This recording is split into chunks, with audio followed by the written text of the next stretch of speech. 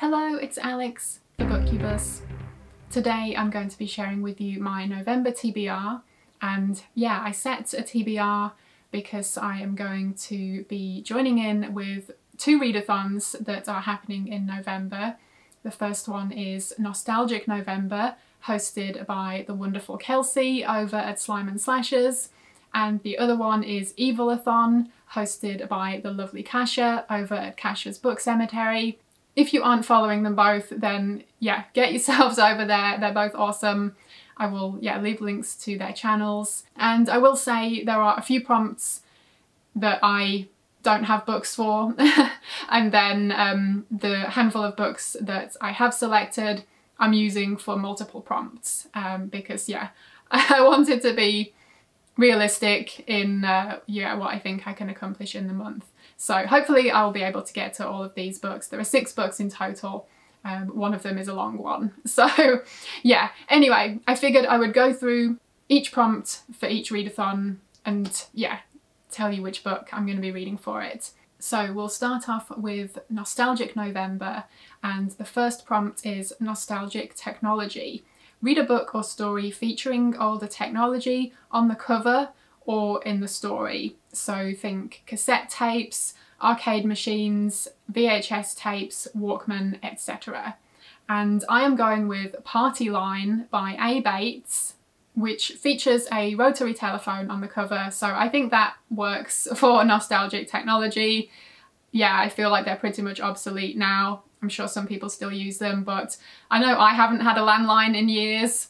What with having a mobile phone, there just isn't a need to. And yeah, anyway, I do love rotary telephones though. I have a few as decorative pieces. Anyway, I digress. Party Line by A. Bates is about a guy, a teenager, who uses this party line as a way to meet girls, because I think he finds trying to talk to girls in person, he's too shy and awkward. But it seems like some of these girls start disappearing and he thinks it's something to do with the party line. So yeah, this sounds like a fun one, and yeah, obviously love a bit of nostalgic YA. Prompt number 2 is The Pagemaster. Read a book about books, or a book that features books/authors/writing in the story, or a book that is set in a library or bookstore, etc. So book-related book, and I'm going with The Changeling by Victor LaValle. And I chose this because it fits a few different prompts, one of them being that it features a character who is an antiquarian book dealer. So I think that one is going to work very well. Prompt number 3 is Buffy the Vampire Slayer. Read a story or book with a female protagonist, or a book/story written by a woman. And I have chosen The Want Ad Killer by Anne Rule. So this is a true crime book. I've never read any Anne Rule. She's one of those authors that, yeah, I've definitely heard about, but never read any of his stuff. So I found this one in a thrift store recently and figured I would grab it. And I'm also going to be buddy reading this with my friend Kelly over at Kelly Hooked on Books. So yeah, again, go check out her channel. I will leave it linked. And yeah, this one is a case I was not familiar with, but apparently, yeah, it was about a guy who would basically meet his victims through want ads that he placed, and he managed somehow to kind of evade capture or, you know, sentencing for a really long time, and he was able to continue his crimes. So yeah, not going to be a fun read, but hopefully will be an interesting one. Prompt number 4 is Teen Witch. I love Teen Witch.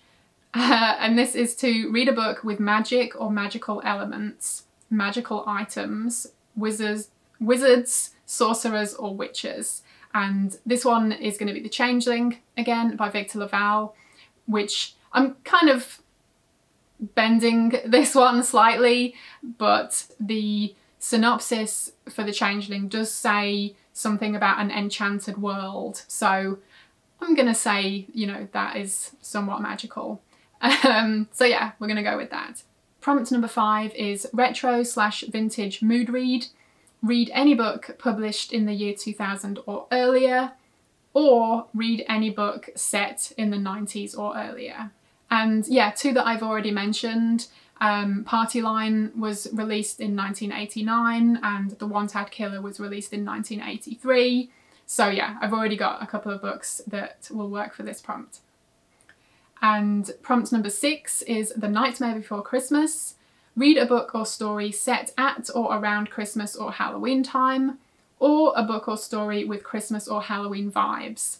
And I think that Kelsey said you could always also use this as maybe reading a book that you meant to read in the run-up to Halloween but didn't get a chance to. So that's what I'm going to go with, because I didn't actually have any Halloweeny or Christmassy books that I was really, you know, chomping at the bit to read. So instead I am going to be picking up Peel Back and See, which is a short story collection by Mike Thorn. And this is a book that I hadn't put on my October TBR list because I already had like a million books on it, but I had been eyeballing it as something I was really wanting to pick up soon. So I'm going to count it. And yeah, Mike Thorn is awesome. He's a very talented author. So yeah, really looking forward to diving into this short story collection.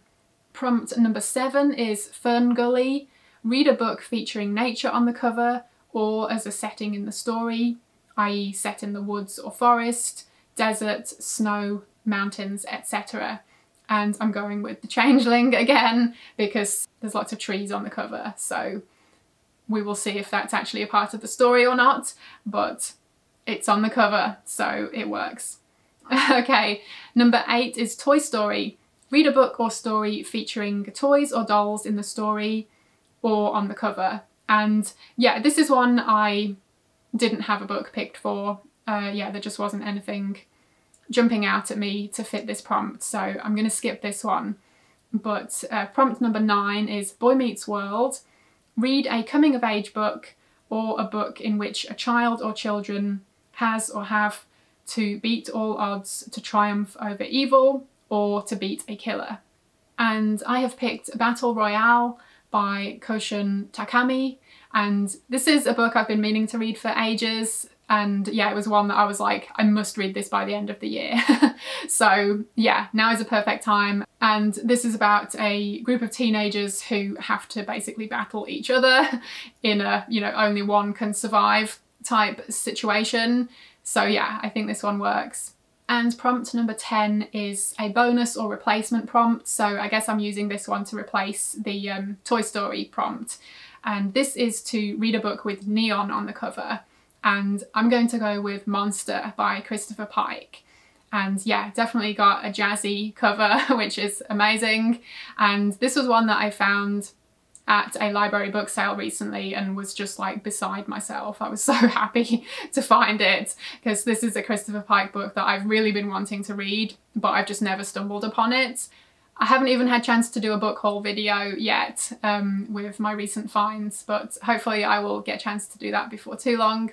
And yeah, I'll read the tagline for this. It says, "She said she killed them because they were monsters." So yeah, it's about a teenage girl who like just randomly, seemingly randomly kills a couple of people, and she's like, yeah, they were monsters, they weren't human anymore. So this one's supposed to be pretty mental, I think. And when I posted it recently, a photo of some of the books I found, including Monster, on my Instagram, yeah, a handful of people were like, oh my god, yeah, Monster, you have to read it. And yeah, I was already really excited about reading this one, but yeah, having other people say how much they loved it too has, yeah, really got me hyped for it. So hopefully it will be a good one. Okay, so those were all of the prompts for Nostalgic November, which is hosted by Kelsey over at Slime and Slashes. And now I'm going to talk about the prompts for Evilathon, which is hosted by Kasha over at Kasha's Book Cemetery. And all of these prompts are based on 90s horror films, which is, yeah, an excellent idea. And the first one is Silence of the Lambs. Read a fiction or non-fiction book about a killer, and I'm going with the true crime book, The One-Tad Killer by Anne Rule. Number 2 is Event Horizon. Read a sci-fi horror, and I didn't have a book that jumped out to me for this prompt, so I'm going to skip this one.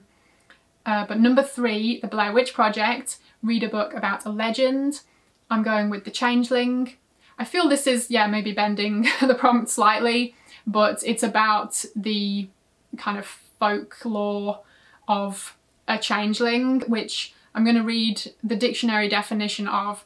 It's a child believed to have been secretly substituted by fairies for the parent's real child in infancy. And so, yeah, I think that is, you know, the main heart of this story by Victor Laval. So yeah, I feel like maybe not a legend, but folklore. It's kind of in the same world, so we're gonna go with that. Number 4 is The Sixth Sense, read a book about ghosts. And I'm gonna skip this one because I just recently read some ghost stories and haunted house stories in October, and they were great, but yeah, I figured I could take a break for a minute from them. Number 5 is Ring, The Cursed Book, a book that you meant to read and might have been on your TBR pile before, but you still have not read. And I'm going with Battle Royale because I might not have officially put it on any TBRs in the past, but it's definitely been on my mind. And really the main reason I haven't picked it up sooner is because it's about 600 pages long, and yeah, it just kind of seems a bit daunting. But it was definitely one of those books that I was determined to pick up by the end of the year, and since, yeah, November is fast approaching, figured it was about time to do so. I remember seeing the film adaptation for Battle Royale when it came out at the cinema, and it was great, so yeah, I'm looking forward to the book. Number 6 is House on Haunted Hill, the remake, and I love this remake. Like, it's so much fun. I remember seeing it, you know, renting it on VHS back in the day when it first came out. Yeah, it's tons of fun.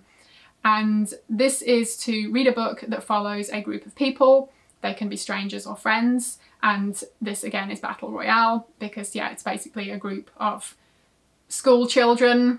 It is kind of the main group in the story. And then number 7 is Candyman, one of my all-time favourites. Read a book that has insects on the cover. I didn't have one for this prompt, unfortunately, so yeah, I'll be skipping this one. Number 8 is Audition.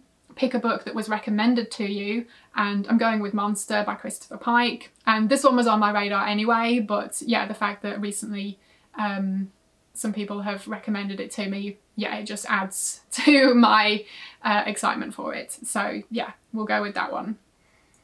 Number 9 is I Know What You Did Last Summer. Choose a book no one would expect you to read, or outside of your comfort zone / regular reading genres. I don't have one for this. Yeah, there just wasn't really anything that jumped out to me, unfortunately, so I'll skip this one. But the last prompt, number 10, is Scream, and this is a movie prompt rather than book, and this is to watch a movie you know will scare you. And I mean, I don't know if it will, but I hope it will.